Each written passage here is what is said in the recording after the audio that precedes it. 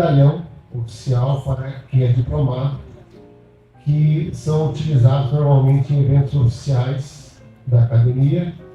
E essa lapela ela vai ser utilizada no dia a dia do acadêmico, nos locais de trabalho, nos ambientes sociais, aonde ele estiver atuando, né, socialmente, ele vai ter um elemento de identificação de que ele é integrante da Academia Brasileira de Direito. Gostaria de convidar à frente o vice-presidente da Academia Brasileira de Direito, o Ricardo Bezerra, para receber a sua lapela dourada.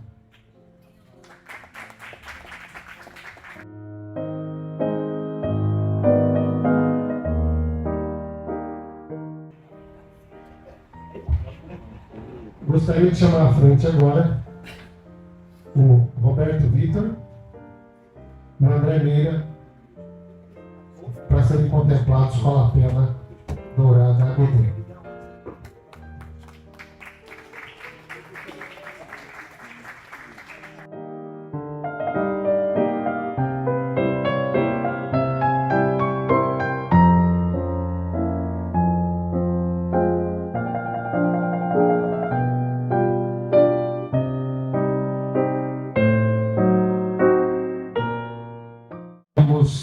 Estar dando a diplomação para o Dr. Leonardo Carneiro da Cunha, uma vez que já era para ter sido feito em outras oportunidades e não fizemos, e agora na sua casa a gente vem diplomá-lo.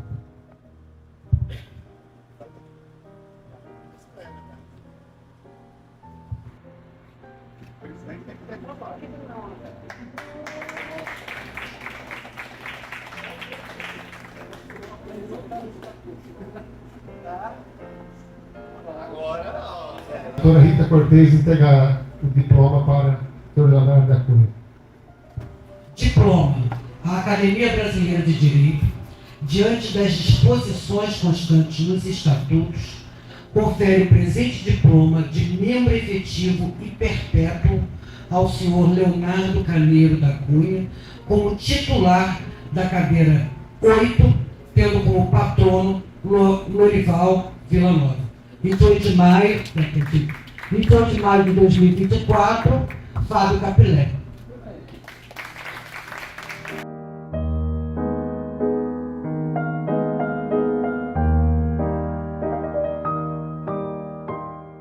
Quero agradecer ao presidente da Academia Brasileira de Direito, Dr. Fábio Capilé, e a minha adorada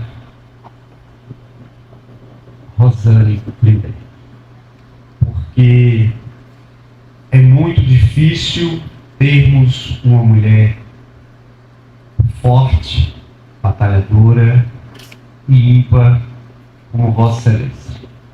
Parabéns por conduzir tão bem a Academia Pernambucana de Letras Jurídicas, em sucessão ao nobríssimo doutor Luiz Andrade, e o grande parceiro de muitos momentos, das lutas iniciais em 2013, quando começamos a Federação das Academias de Letras Jurídicas do Brasil, hoje aqui tão bem comandada em Colégio de Presidentes das Academias Jurídicas por Dr. Roberto Vitor. Isso me faz a honra de participar dessa instituição, de ter começado um sonho em João Pessoa, na Paraíba, ao fazer a reestruturação da Academia Paraibana de Letras Jurídicas. E o fruto do meu trabalho, de vários trabalhos, hoje está nesta obra que está sendo relançada aqui, foi lançada em João Pessoa, está sendo lançada em Pernambuco, que trata de direito administrativo e direito privado, quando a gente adentra na contratação de artistas pela iniciativa privada e vem para o direito público, direito administrativo, quando tratamos especificamente de inexigibilidade e dispensa na nova lei 14.133/20. Mas qual seria o ponto específico para este trabalho? É que nós estamos no Nordeste, nós estamos na terra do frevo, mas existe algo em comum para a nossa região que chama-se o forró. E neste trabalho eu faço uma especificação, algo bem exclusivo, quando eu deixo claro,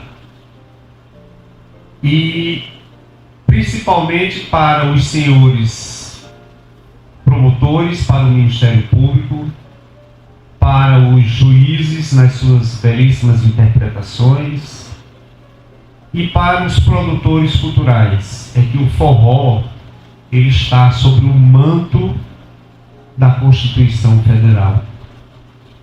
E pouquíssima gente, pouquíssimos gestores, principalmente esses, não conhecem a legislação, porque ela é tão nova que ainda não se deram conta que boa parte dos festejos juninos que estão sendo realizados são ilegais. Agora, é difícil arranjar um promotor que compre essa guerra, é difícil encontrar uma instituição que lute por esse direito. Porque quando nós temos a edição da Lei 14.720 de 2023, que reconhece o forró como manifestação da cultura nacional, nos reportamos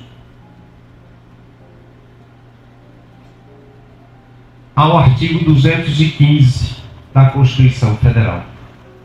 E quando lá nós chegamos, nós encontramos que as festas juninas só podem ser realizadas efetivamente com a manifestação cultural junina. E nós temos aí, são manifestações que não são da cultura regional, um rasgão à lei 14.133, porque quando estabelece a razão da escolha, ela é descumprida.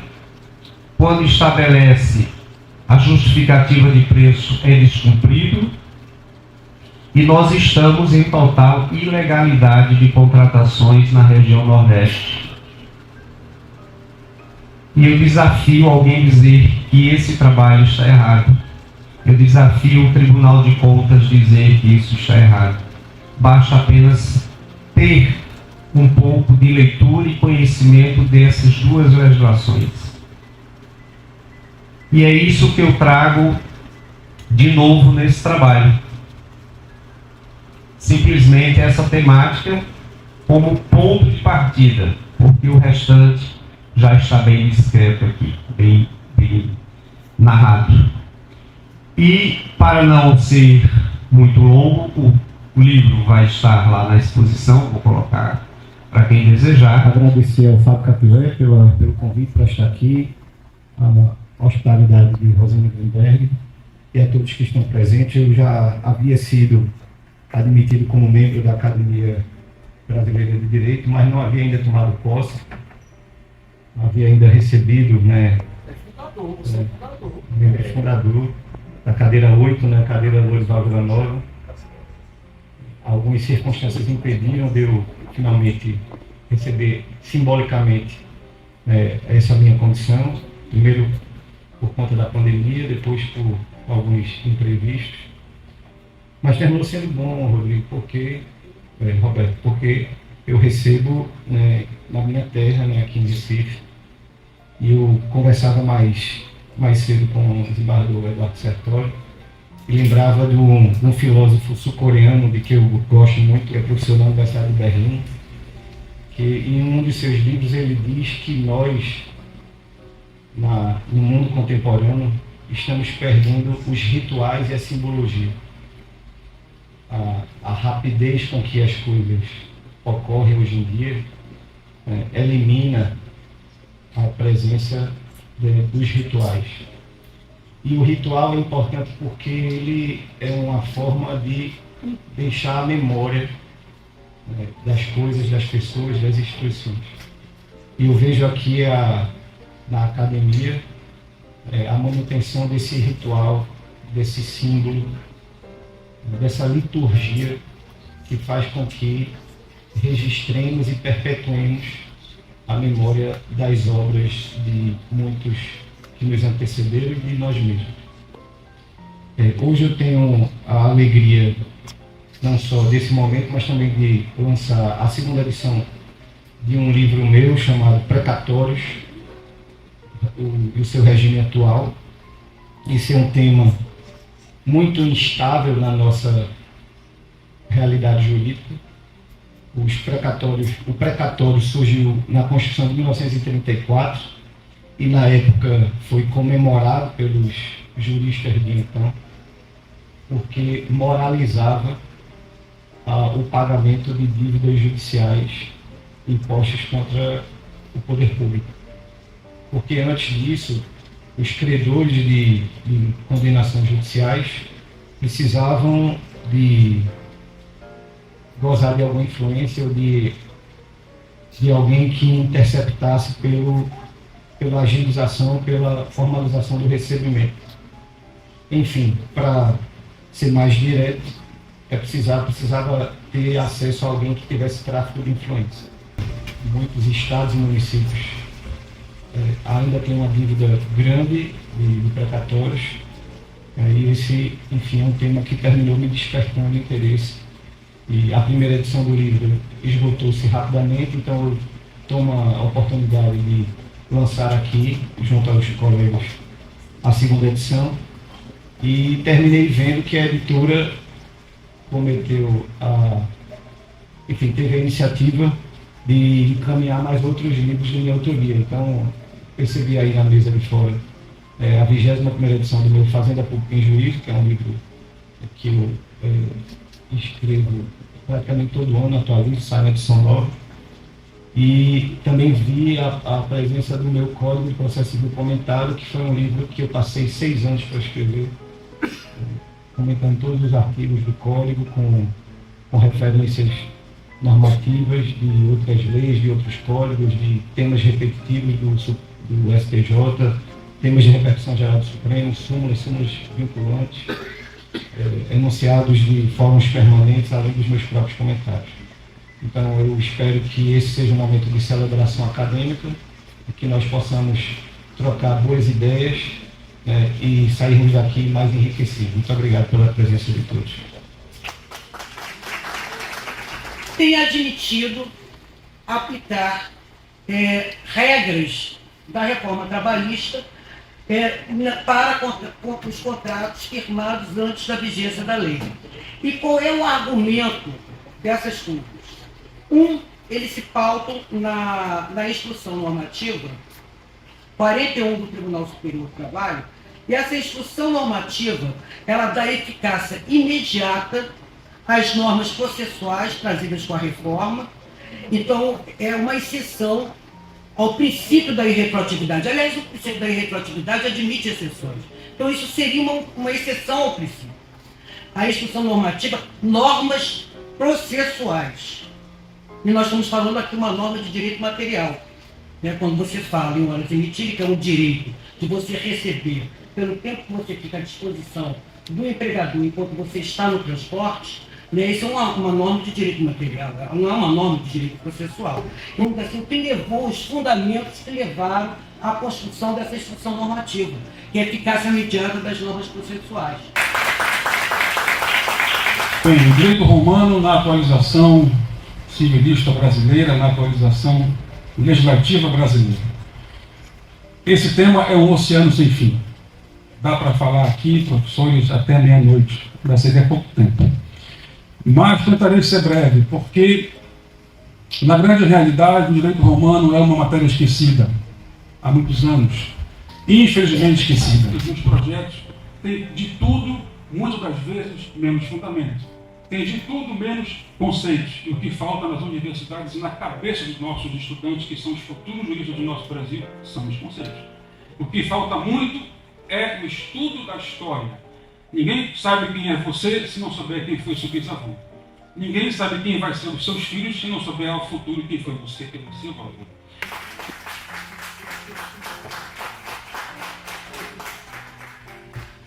Aí você diz, mas que censura é essa? Ora, as Big Techs têm diretrizes para dar dinheiro. Essas diretrizes tanto apoiam quanto censuram determinadas diretrizes que eles não querem. Então você está vendo agora o quê? Uma tentativa do mundo inteiro de regular, não pelo bem, mas também porque a gente sabe que o poder absoluto corrompe absolutamente. Não é ser contra a regulação, nem é ser contra as Big Techs. Ou o Instagram, ou o que seja, YouTube, inteligência artificial. É o seguinte, como todo poder, como os exércitos foram, como as ideias são, você tem que ter alguns limites em defesa da liberdade de expressão. Então, como é que eu defendo a liberdade de expressão diante de uma censura invisível?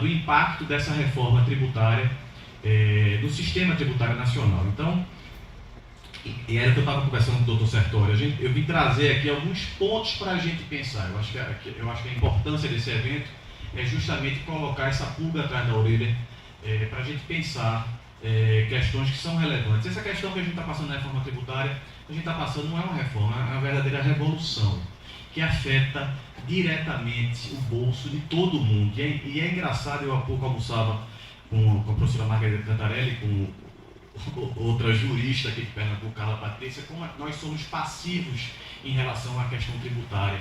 Em todo canto do mundo, a confusão, a revolução começa pelo tributo, seja pela taxação do chá, mas aqui a gente sempre tem uma predisposição mais passiva e a gente está notando isso nessa questão da reforma tributária agora.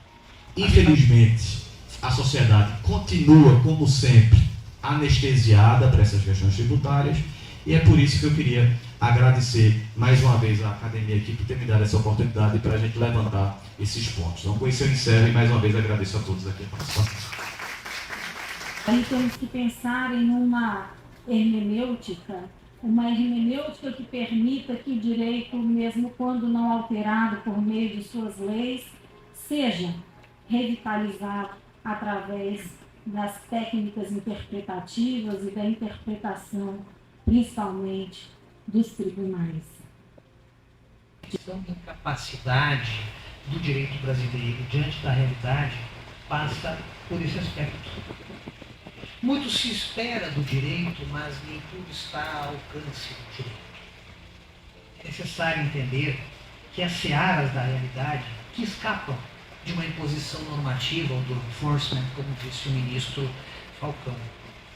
É necessário entender que há uma realidade também na economia.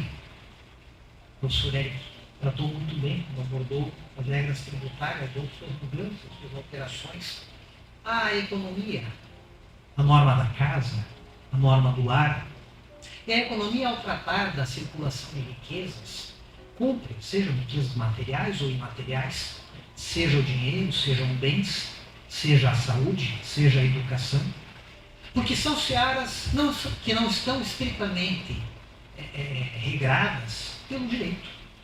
Embora a Constituição diga que todos têm direito à saúde, ou saúde é dever do Estado, direito do indivíduo, educação é dever do Estado, direito do cidadão, cada candidato a mandato no Poder Executivo, juntamente com os demais documentos que devem ser protocolados na apresentação do pedido de registro de candidatura, também apresentem as propostas de como cumprirão o mandato, ou melhor dizendo, o que farão ao longo do cumprimento do mandato. Está lá. O direito exigindo que a política traga esta previsão. Traga esta previsão.